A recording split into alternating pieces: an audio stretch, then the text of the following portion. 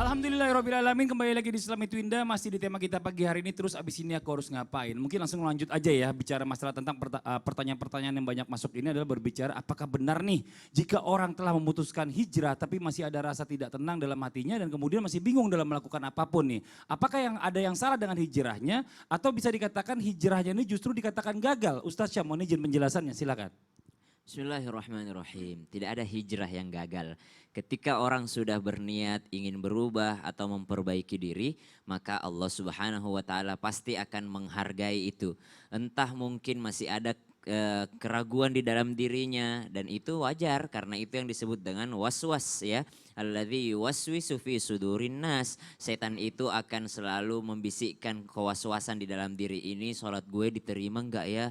Ini bener gak sih tobat gue diterima padahal gue baru begini dan yakinlah bahwasanya Allah itu sesuai dengan prasangka hambanya karena Allah sendiri yang mengatakan dalam hadis qudsi. Jadi kalau ketika seseorang sudah berniat untuk berhijrah saja itu sudah Allah catatkan sebagai pahala. Apalagi di dalam hijrahnya dia udah mulai berusaha yang namanya istiqamah, berusaha yang namanya konsisten dalam ibadahnya, maka insya Allah Allah sudah mengganjarnya dengan kebaikan. Amin. Faman ya'mal mithqala dzarratin khairan yarah wa man ya'mal mithqala dzarratin syarran yarah. Ketika ada kebaikan sekecil apapun itu pasti Allah akan membalasnya.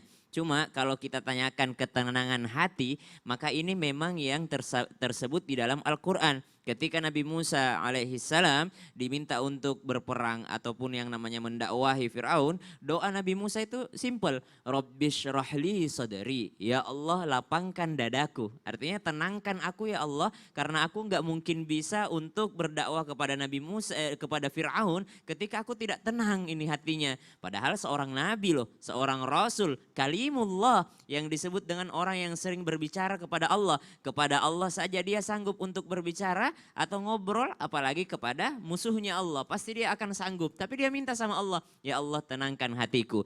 Jadi ketenangan hati ini memang modal yang luar biasa. Alam nashrah laka sadrak, bukankah kami sudah membuat hatimu lapang atau dadamu lapang, kata Allah kepada Nabi Muhammad sallallahu alaihi wasallam.